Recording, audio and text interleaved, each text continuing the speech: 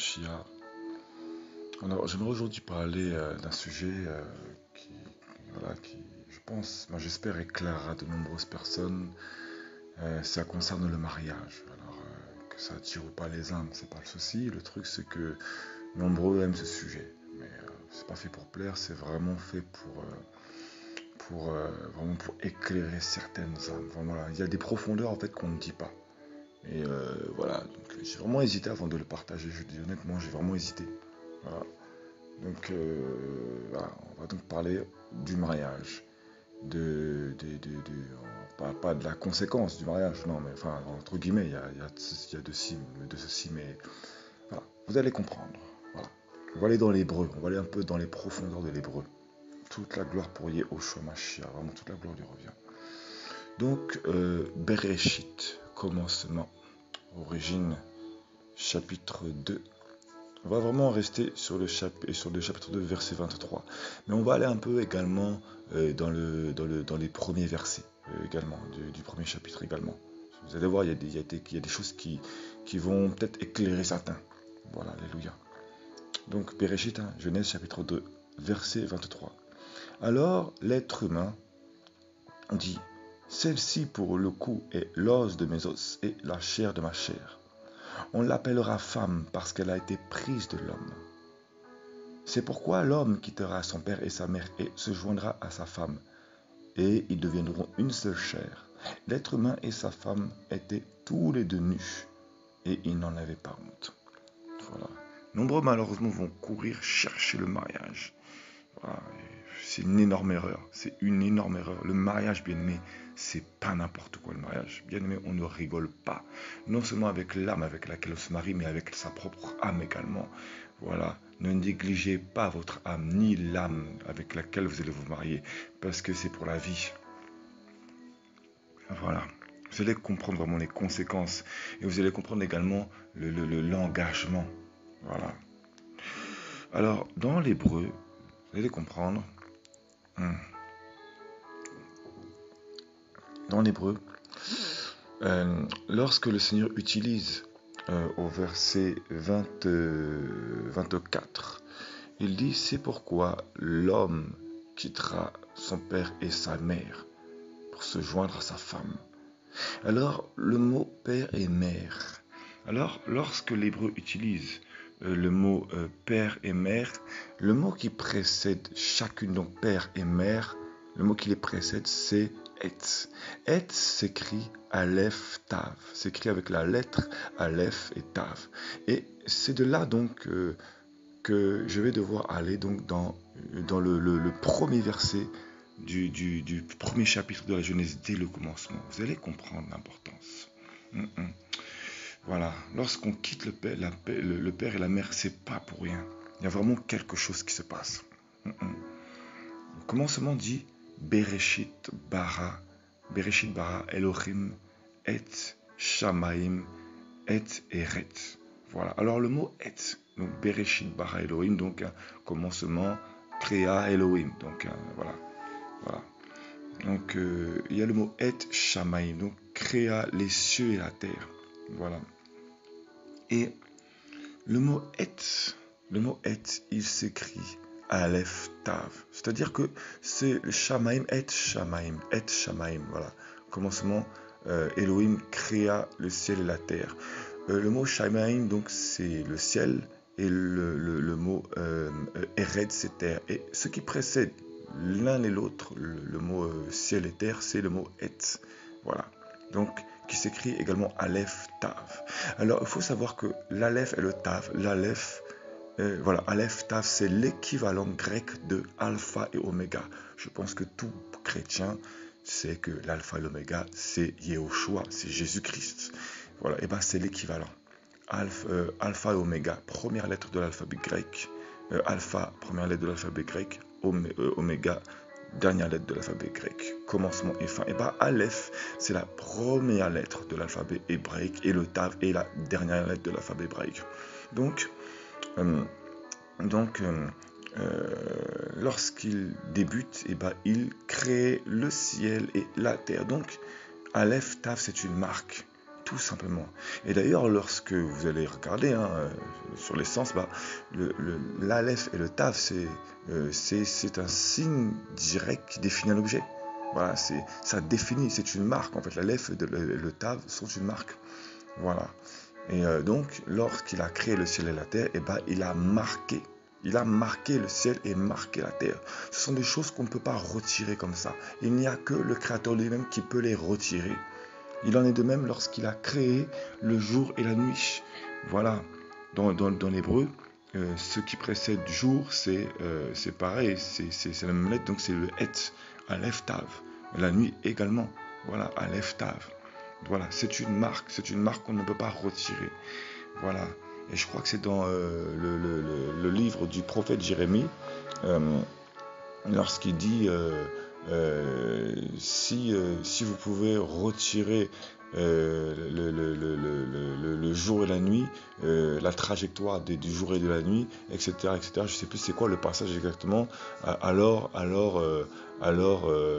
Israël pourra être retiré pas de ma grâce, mais quelque chose comme ça. Voilà. Et il dit clairement qu'il a choisi Israël et il ne la rejettera pas. Voilà, il restera le peuple qu'il a choisi. Voilà. Et voilà. Donc on ne peut pas renverser quelque chose que le Seigneur a marqué. Voilà. Et il en est de même pour ceci. C'était une parenthèse, mais il fallait le préciser. Voilà. Donc, d'où le fait que maintenant, je reviens donc dans le verset 24 où il dit père et mère. Le mot père est précédé de Aleph Tav. Et le mot mère est précédé bien évidemment avant la lettre Aleph et Tav. Il y a la lettre Wav du côté de la mère qui signifie clou crochet. Son sens c'est le clou crochet. Voilà, mais il y a Aleph et Tav également. Pourquoi? Parce qu'ils sont marqués. Tout simplement, ils sont marqués. Voilà. Ils sont marqués. L'homme et la femme sont une marque. Le père et la mère sont une marque. Lorsque l'homme est détaché du père et de la mère, c'est pas seulement du père et de la mère. Il ne quitte pas seulement le père et la mère. Il quitte la marque du père et de la mère. Pourquoi? Parce qu'ils sont une autorité. Tout simplement, tout comme le ciel et la terre, tout comme le jour et la nuit, sont une autorité sur la terre. Nous-mêmes, on gère notre sommeil en fonction du jour et de la nuit. On gère notre sommeil dessus. Il y a des choses qu'on gère dessus. La faune et la flore gèrent. Elle est gérée par ceci. Voilà, toutes choses sont gérées. Il y a une autorité. Voilà, ça a été marqué. Voilà. Et le père et la mère, c'est également pareil. C'est pourquoi l'homme quittera son père et sa mère, donc la marque du père et de la mère. Pourquoi? Parce que lorsqu'on se marie également avec Yahushua, c'est le premier mariage, lorsqu'on se marie avec Yahushua, on quitte la marque du père et de la mère. C'est pourquoi on commence à devenir quelqu'un avec Yahushua. On commence à retrouver notre caractère, notre personnalité. Ça commence par ça le mariage, premièrement. Voilà. Vous allez comprendre. Donc il quitte son père et sa mère, donc il quitte la marque du père et de la mère. Voilà. Et se joindra à sa femme. Voilà. Il se joindra à sa femme. Voilà, tout simplement. Donc Isha, en hébreu Isha. Et juste après, quand la parole dit Isha, donc le mot qui suit, il se joindra à sa femme et ils deviendront. Le mot deviendront, ça vient du mot Eyé. Eyé. Donc Eyé, c'est être. Voilà, l'hébreu c'est être, devenir, exister. Voilà. Donc, lorsque l'homme se joint à sa femme, il quitte la marque des parents. Pourquoi? Parce qu'il devient quelqu'un. Il devient quelqu'un, enfin, il devient quelqu'un. Lorsqu'on se joint à une femme, on devient quelqu'un. Et dans cette société, c'est ça en général. On devient souvent quelqu'un lorsqu'on se marie. Avant qu'on se marie, on n'est pas encore réellement considéré parfois. Parfois, on n'est pas vraiment considéré. Voilà, regardez bien, Yirmia, le prophète Jérémie, là, il n'était pas considéré. Voilà. Donc, Isha Eyé. Isha Eyé, donc, il se joindra à la femme et ils deviendront. Donc, l'un et l'autre deviendront une seule chair. Mais ils deviennent, c'est à ce moment-là qu'ils deviennent. Voilà, parce qu'il quitte l'autorité, donc il devient quelqu'un. Il quitte l'autorité parentale. Voilà, donc un seul corps. Voilà, donc Eyé, Bazar, Ehad. Donc un seul corps, un seul corps. Et maintenant, vous allez encore comprendre Ehad. Ehad, donc le chiffre 1, un seul corps, 1, s'écrit pareil. Aleph, Tav. Donc ils sont marqués. Ils deviennent un, donc ils deviennent une seule marque. Ils sont marqués, ça y est. Il y a le signe. Voilà. Ils quittent le signe du père et de la mère pour faire un seul signe, une seule marque. Voilà. Une seule personne. Voilà. Parce que le père et la mère à la base sont unis. Et donc lorsqu'on se joint à sa femme, eh ben on est unis, on devient un. Voilà. On est une marque. Voilà. Aleph Tav. Et Aleph Tav, le sens de, pardon, parce qu'il y a une valeur numérique, mais il y a également une symbolique à chaque lettre hébraïque. Bah, l'Aleph, donc c'est le bœuf, donc le sacrifice. Tav, c'est marque, signe, croix. Voilà. Et, signature également. Voilà. Et ces deux lettres sont suivies de la lettre Resh. Pardon, pas Resh, autant pour moi. De la lettre Dalet. Dalet, qui signifie porte. Également battant, portail également. Voilà. Donc, lorsqu'ils se marient, eh ben, ils deviennent donc un sacrifice l'un pour l'autre. C'est un sacrifice. Ils doivent se sacrifier l'un pour l'autre. Ils doivent également être une marque l'un pour l'autre. C'est pour ça qu'il est également, important voilà ça, de se sacrifier pour Yahushua, d'être un sacrifice pour Yahushua avant le mariage.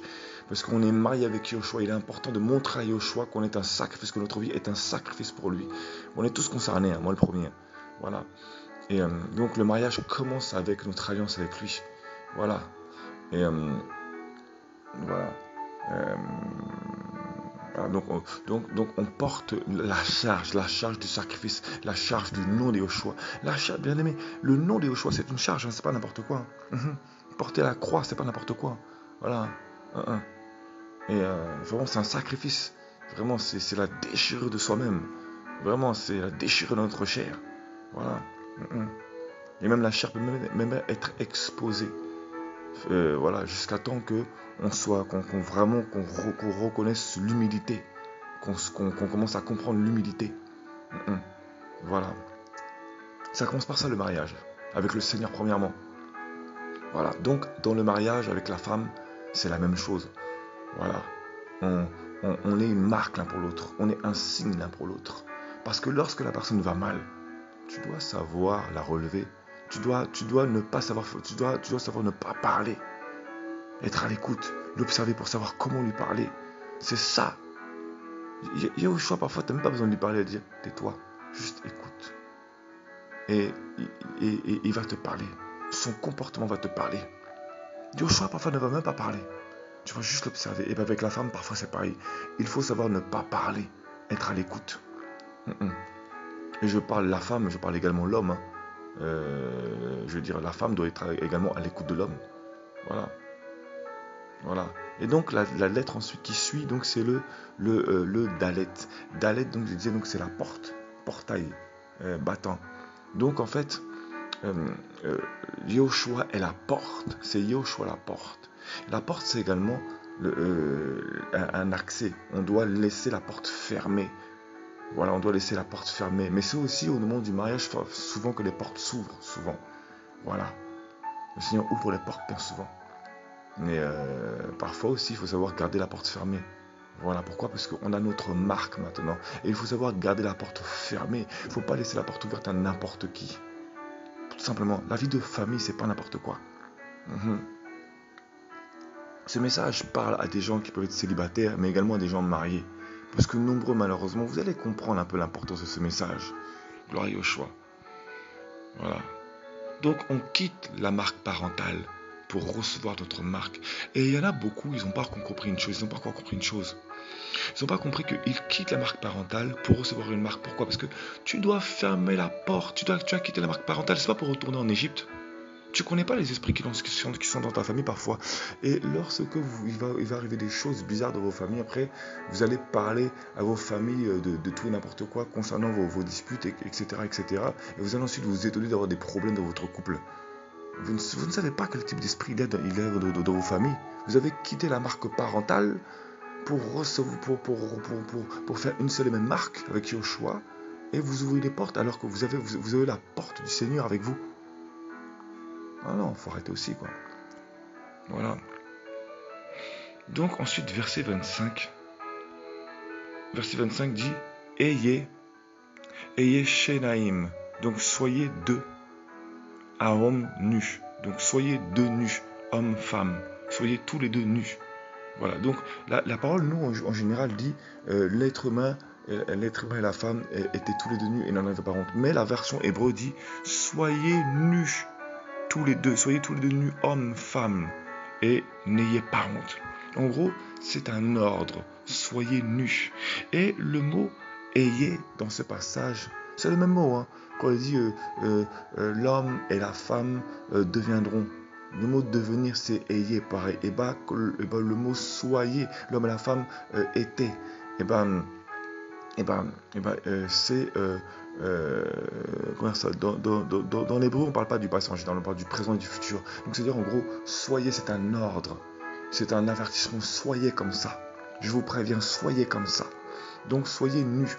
En gros, ne vous cachez rien. Il y a beaucoup de couples, malheureusement, ils ont leur jardin secret. Ils sont même parfois chrétiens, ils ont des jardins secrets. Mais comment tu veux que ton mariage fonctionne? Certes, il faut parler avec sagesse, mais comment tu veux que ton mariage fonctionne? Et il y en a, ils vont se marier trop vite. Soyez nus. Pourquoi? Parce que si jamais tu ne veux pas tout divulguer à ton mari, à ta femme, tu vas être exposé un jour ou l'autre. Et vous allez être choqué du caractère de l'un de l'autre. C'est pourquoi, avant le mariage, connaissez-vous, apprenez à vous connaître avant le mariage. Voilà. Ou alors même ne vous cachez rien dès le départ. De toute façon, c'est comme ça. Dans Yoshua, c'est la vérité. Dans Yoshua, il y a la lumière. Donc voilà. Donc ayez, le mot ayez. Donc soyez nus. Hein, voilà, l'homme et la femme étaient nus. Donc, voilà. Ayez, ça s'écrit wav, yod. Hey, yod, wav. Donc le mot wav, donc c'est le sens du clou, du crochet. Voilà. Hein. Clou, crochet, graphe, écrou, selon les versions. Voilà. Mais c'est le sens donc d'être cloué.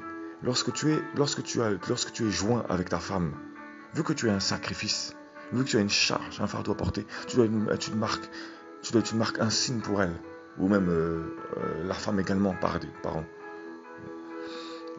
Forcément, c'est une jointure. Vous êtes joints l'un à l'autre, hein, vous ne pouvez pas vous écarter comme ça. Donc c'est une charge, c'est comme si tu étais cloué, c'est ta croix. Ensuite le yod, parce que dans cette croix, il y a cette puissance. Quand tu portes la charge, le Seigneur est là, sa main est là. C'est agréable. Pourquoi? Parce que c'est lui qui a permis ça. C'est pour te briser. Le mariage est fait pour te briser. Le mariage, bien aimé, c'est fait pour te briser. Tout simplement, le mariage est fait pour te briser, le mariage. Alléluia. Voilà. C'est pour ça qu'il est important de se connaître, de ne rien se cacher, pour ne pas être choqué, surpris au moment du mariage. Voilà. Et la lettre He, voilà, louange, souffle, éminente, personne élevée, donc il y a l'élévation du Seigneur, hein, montagne, colline, etc. Voilà. Donc voilà.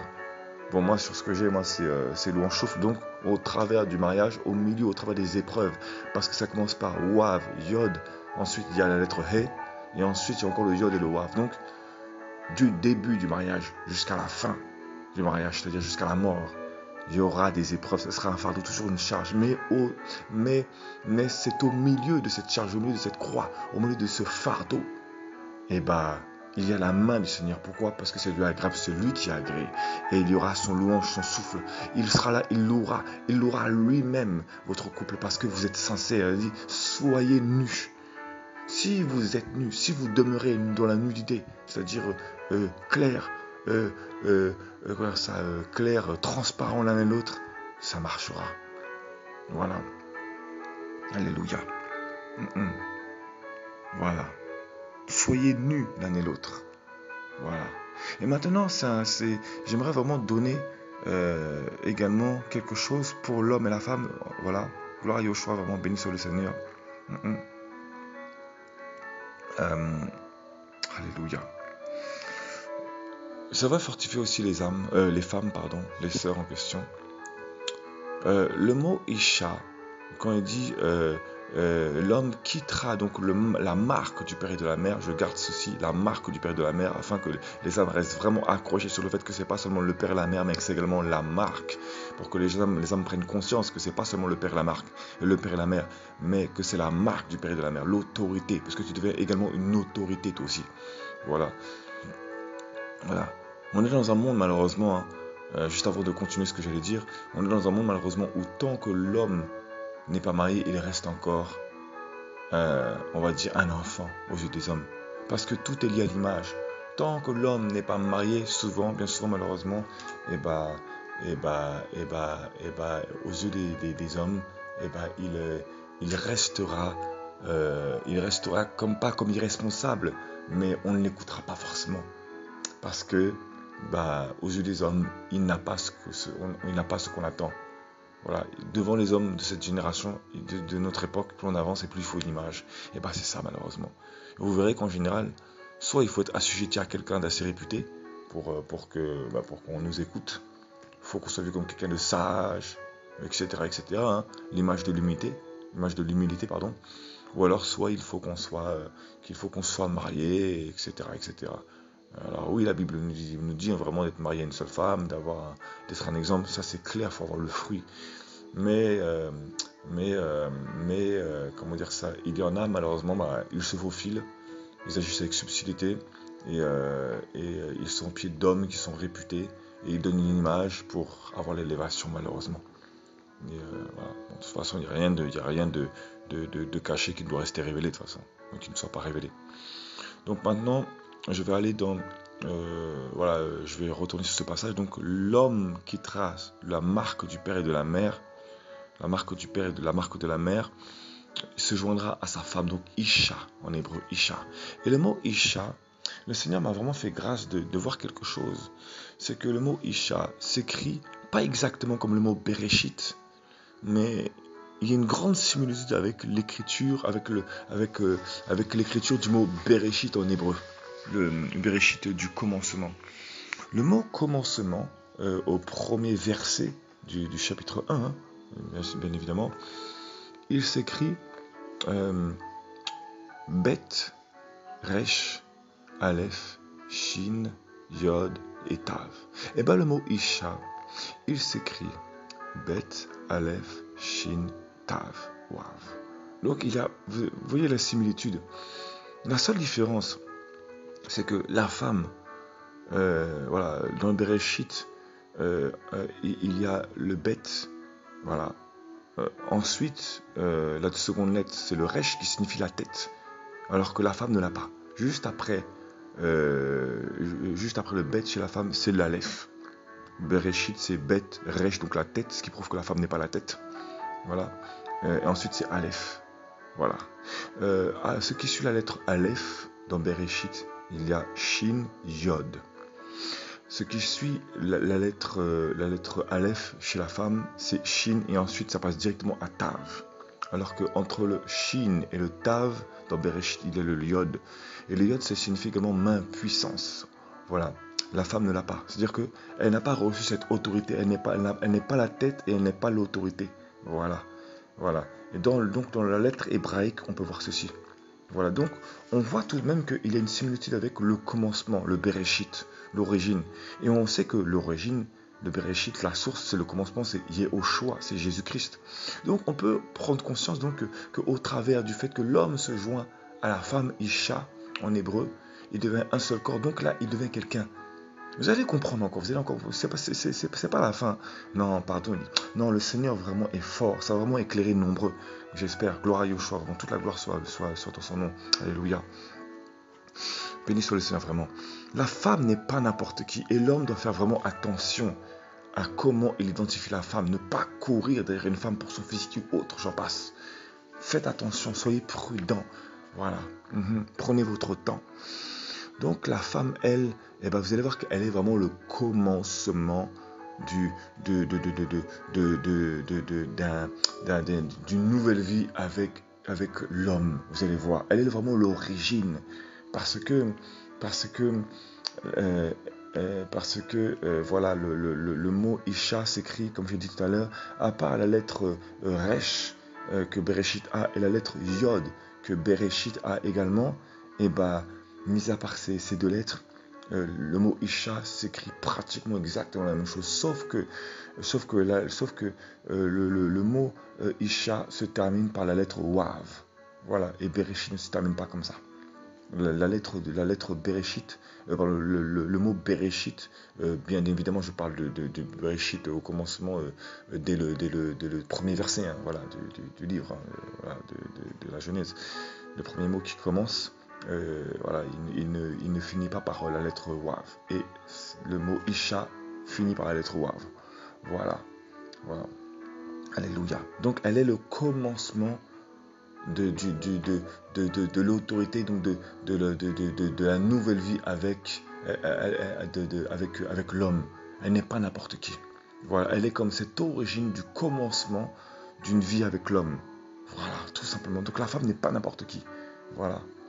Maintenant, je vais parler de la femme encore sous une autre manière. Vous allez voir. Quand il dit celle-ci, pour le coup, d'autres disent voici celle-ci et les os de mes os et la chair de ma chair, on l'appellera femme. Bon, moi, ma version ne dit pas ça. Ça change pas beaucoup, hein, mais bon. Voilà. Alors, l'être humain, verset 23, dit celle-ci, pour le coup, est l'os de mes os et la chair de ma chair. Vous allez voir un peu comment la parole est efficace. On l'appellera femme parce qu'elle a été prise de l'homme. Waouh.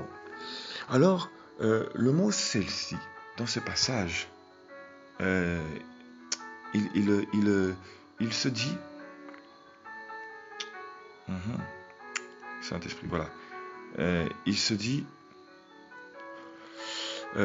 je sais pas, phonétiquement, je ne sais pas si se dit zot, mais dans la version moi je peux voir, c'est Z, Z-O, avec un accent sur le O, apostrophe TH, voilà. Mais il s'écrit en hébreu Zain, voilà, Zain Aleph Tav. Alléluia. Zain Aleph Tav. Et vous allez voir que déjà, s'il la reconnaît, il dit celle-ci, et si celle-ci s'écrit Aleph Tav, bah tout comme lorsque au commencement le Seigneur marqua les cieux et la terre et que le Père et la Mère est marqué par la lettre Aleph Tav, et bien ici il reconnaît, s'il la reconnaît, il dit celle-ci. Mais le mot celle-ci, elle s'écrit comme avec la marque Aleph Tav. Pourquoi donc il la reconnaît? Il la reconnaît parce qu'elle est marquée. Zain Aleph Tav. Donc celle-ci, elle est marquée. Elle a l'alpha et l'oméga. Elle a l'Aleph, le Tav. Voilà. Cette femme, celle-ci, est un sacrifice. Celle-ci est marquée. Mais ce qui précède Aleph et Tav, c'est la lettre Zain. Et le mot, la lettre Zain, son sens, sa symbolique en hébreu, se définit par arme, épée, hache. Donc arme, c'est une arme. Elle a l'arme de l'épée, la parole. C'est comme ça que Adam la reconnaît, parce qu'elle a la parole. Voilà. C'est pour ça, avant d'aller vers un homme, là, déjà, soyez sage, ayez la parole, méditez la parole. Et vous, hommes, avant de vous mettre avec une femme, observez si elle a la parole, observez. Voilà. Ne vous faites pas avoir. Voilà. Donc, Zain, donc, voilà. Donc, voilà, l'arme, l'épée. La hache, l'arme, l'épée, la hache. Donc elle sait se défendre. Elle est armée, elle est équipée par la parole, la femme. Voilà. Celle-ci, il la reconnaît, il dit celle-ci. Il la reconnaît comme étant armée de l'épée de la parole. Voilà. Et vous allez voir un peu, waouh, la profondeur de la parole. Et ça, c'est pas moi, hein. Ça, c'est vraiment parce que c'est écrit et que le Saint-Esprit révèle toutes choses. Gloire à Yahushua, à Mashiach, alléluia. Voilà, et ensuite il dit, celle-ci, donc, pour le coup, est l'os de mes os et la chair de ma chair. Vous allez voir un peu. Non, l'enseignement, waouh, gloire à Yahushua, Mashiach, vraiment béni sur son nom. Waouh. Et il dit donc, celle-ci, pour le coup, est l'os de mes os et la chair de ma chair. Donc il la reconnaît comme étant celle-ci, hein, voilà, l'Aleph, le Tav, marqué voilà, marqué par la parole.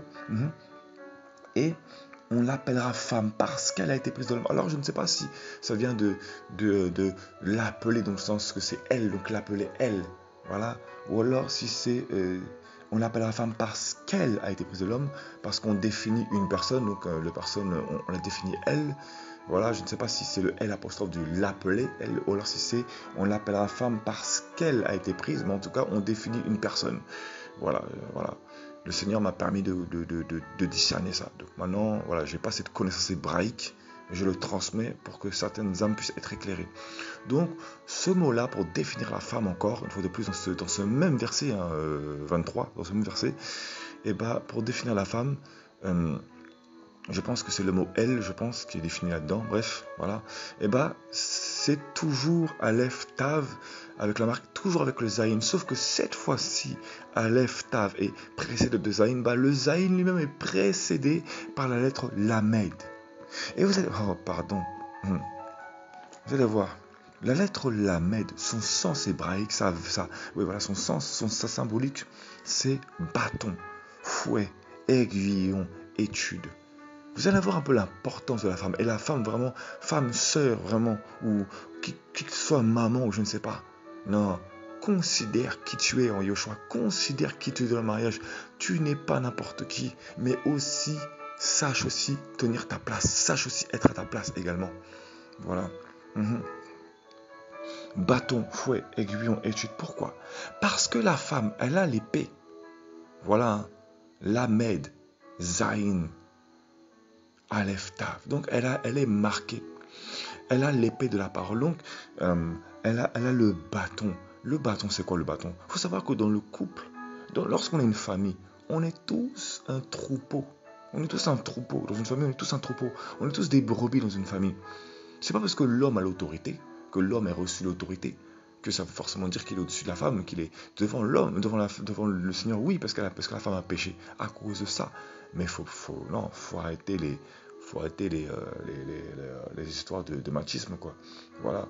L'homme a reçu l'autorité, cependant la femme a la parole. Voilà. Donc voilà.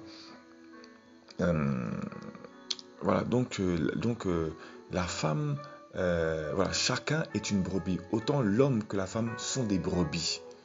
Donc parfois le Seigneur va utiliser, l'Esprit du Seigneur va utiliser la femme pour reprendre l'homme. Voilà, mais vous allez comprendre. Donc le mot bâton, qu'est-ce qu'a le berger? Le berger guide les brebis avec un bâton, considéré comme une verge, un bâton. Voilà, pour reprendre sa brebis. Et bien la femme, elle a ce bâton, la parole, elle a l'arme, l'épée de la parole comme bâton.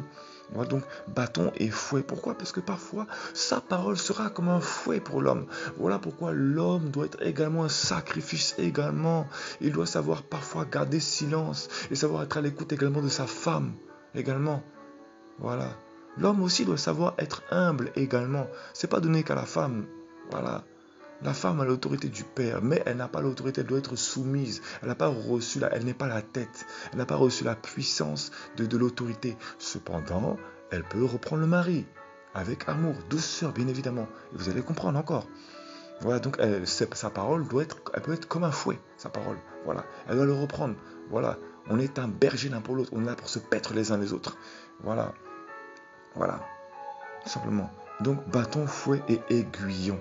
C'est bizarre, hein? La femme, donc celle-ci, dans ce passage, est également considérée comme un fouet, un bâton, pour reprendre la brebis, donc l'homme qui est considéré également comme brebis, un bâton, un fouet pour secouer un peu, voilà, un fouet pour secouer un peu, voilà, voilà.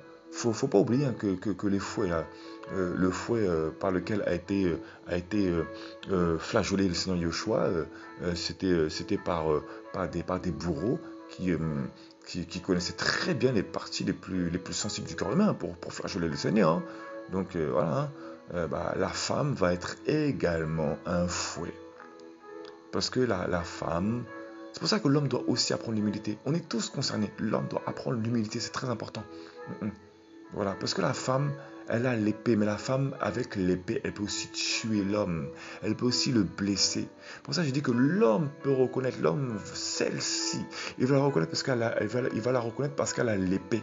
Mais l'épée également, euh, ça peut transpercer l'homme, ça peut le tuer. Donc il faut faire attention. La femme doit faire également attention avec l'épée qu'elle a de la parole. Voilà. Mhm. Parce que la femme connaît l'homme. Et l'homme, lorsqu'il est placé là, les bourreaux donc, qui flageolaient le Seigneur, ils connaissaient très bien les parties les plus sensibles du corps humain. Et justement, lorsque l'homme et la femme se connaissent l'un et l'autre, ils sont transparents, la femme va tellement bien connaître l'homme qu'elle peut le flageoler, elle peut le tuer aussi, elle peut être comme un fouet. Alors, elle peut le fouetter au travers du bâton. C'est vrai, ça peut être bien, ça peut le secouer, mais attention de ne pas le tuer. Voilà. Cependant, il faut que l'homme soit flageolé également. Il faut que la chair de l'homme soit déchirée. Voilà. Il faut qu'il soit flageolé également. C'est important pour le couple, afin qu'il y ait la réconciliation parfois. Voilà. Voilà. Alléluia. Donc, bâton, fouet, aiguillon. Voilà. Aiguillon, pourquoi? Parce que la femme est également un aiguillon. Elle est là pour aiguiller l'homme. Elle est un appui. Elle est un soutien. Voilà. Elle est un appui, elle est un soutien. Voilà. Elle est là pour aiguiller l'homme. Parce que l'homme, parfois lui-même, il est pareil. Hein. Parfois, l'homme est désemparé. Voilà, il ne sait plus où mettre la tête. Et également, donc, bâton, fouet, aiguillon et étude. Et c'est là où je voulais en venir. C'est que la femme est là pour étudier l'homme. Vous allez comprendre pourquoi.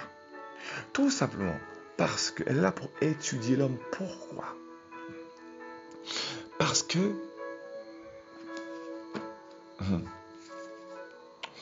celle-ci, pour le coup, est l'os de mes os et la chair de ma chair. Est-ce que la parole ne dit pas dans Hébreux 12, verset 4, je crois, je ne sais plus, je confonds toujours. 12, verset 4 ou 4, verset 12, je ne sais plus, bref. La parole est plus tranchante qu'une épée à double tranchant, allant jusqu'à séparer corps, os et moelle. Voilà, l'os de mes os et la chair de ma chair. La parole est plus tranchante qu'une épée à double tranchante, jusqu'à séparer corps, os et moelle, âme et esprit, corps, âme, esprit et moelle, bref. Voyez un peu? Donc la femme, elle étudie l'homme, elle l'étudie. Pourquoi? Parce qu'elle le reconnaît, elle le connaît, elle connaît, ils sont transparents, donc elle sait reconnaître ses faiblesses, elle sait reconnaître les failles de l'homme, donc elle est là pour prier, elle l'étudie pour prier, elle l'étudie pour prier. C'est pour ça qu'il est important pour la femme qu'elle ne fouette pas, qu'elle n'ait pas flagellé l'homme. La parole qu'elle a est une épée, elle peut le fouetter pour le secouer de temps en temps, parce que parfois l'homme en a besoin, tant que c'est conduit par l'esprit, tant que c'est fait avec douceur, tant que c'est fait avec amour, voilà. Dès l'instant que la femme ne prend pas autorité, tout simplement. Voilà. Parce que c'est Yoshua la tête, tout simplement. Voilà. Mais également, comment dire ça, elle doit savoir, justement, c'est pour ça il est très important que la femme doit étudier l'homme pour savoir comment lui parler. Elle étudie l'homme pour savoir comment lui parler. L'os de mes os. Donc, quand il reconnaît l'os, parce que l'os c'est la profondeur, donc il reconnaît sa personne. Il reconnaît qu'elle sait lui parler. Voilà. La chair de ma chair. Bah oui, parce que l'os, il est dans la profondeur. Et la femme sait discerner les profondeurs de l'homme parce qu'il le connaît, elle l'étudie, elle regarde dans la profondeur de son cœur. Le Seigneur lui donne le discernement pour ne pas le blesser. Pour savoir comment fonctionner. La femme doit savoir gérer l'homme. Elle doit savoir gérer l'homme. Tout simplement. Alléluia. Voilà. Donc, elle doit savoir l'étudier. Au travers de la parole, le Seigneur va parler à la femme pour savoir comment parler à l'homme. Voilà. Quand la femme va savoir être à l'écoute de l'homme, observer l'homme, il n'y aura pas de conflit. Il y aura toujours un petit peu de temps en temps, mais il faut s'expliquer. Voilà. Il faut communiquer. Voilà. C'est pour ça que le Seigneur dit, soyez nus l'un et l'autre et n'ayez pas honte. Parce que si jamais vous avez honte devant vous, devant l'un et l'autre, vous allez vous exposer à côté tous vos problèmes à droite à gauche. Donc tu as quitté la marque du père et de la mère, donc tu as quitté l'Égypte en gros, pour ensuite repartir en Égypte. Mais attends, mais on est où là? Voilà, tu vas quitter le père et la mère. Voilà. Tout simplement. Alléluia. Malheureusement, ça, on ne l'enseigne pas. Voilà.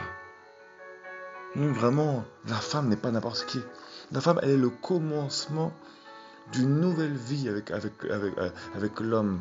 Ils sont marqués, ils se retirent l'un et l'autre du pays. Voilà. Et aujourd'hui, malheureusement, on est dans un temps où les parents, malheureusement, ne veulent plus. Je veux dire, on est dans un temps où il faut que l'homme et la femme ils soient responsables, etc. On donne une image, malheureusement. Alors que du temps ancien, c'était pas comme ça. Bref, voilà, hein. Aujourd'hui, on fait des enfants parce qu'il le faut, c'est le cycle de la vie, on détériore des âmes. L'homme et la femme vont courir après le mariage et ils vont se tuer l'un et l'autre. Waouh, waouh. Voilà, c'est vraiment ce que je tenais à partager. C'est vraiment ce que je voulais partager. Vraiment, que le Seigneur vraiment soit béni, vraiment. Parce que c'est lui qui revient vraiment toute la gloire, quoi, vraiment. Voilà. Alléluia. Voilà, donc il la reconnaît.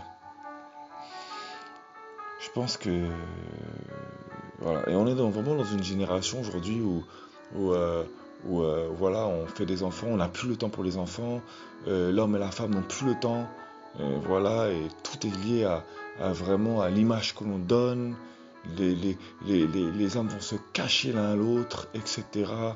Et il y a plein de choses qu'on ne va pas oser remarquer, alors que quand on est vraiment spirituel, on n'a rien à cacher. Quand vraiment on est spirituel, on n'a rien à cacher. Vraiment, voilà. Voilà. Voilà. En espérant que ce message puisse éclairer certains couples déjà mariés et d'autres âmes qui cherchent le mariage, qui veulent se marier et ou alors qui veulent se précipiter. Voilà, vraiment. Hein. Donc vraiment que l'homme vraiment ne se précipite pas. Et lorsque tu vas aller vers ta femme, tu dois être un sacrifice.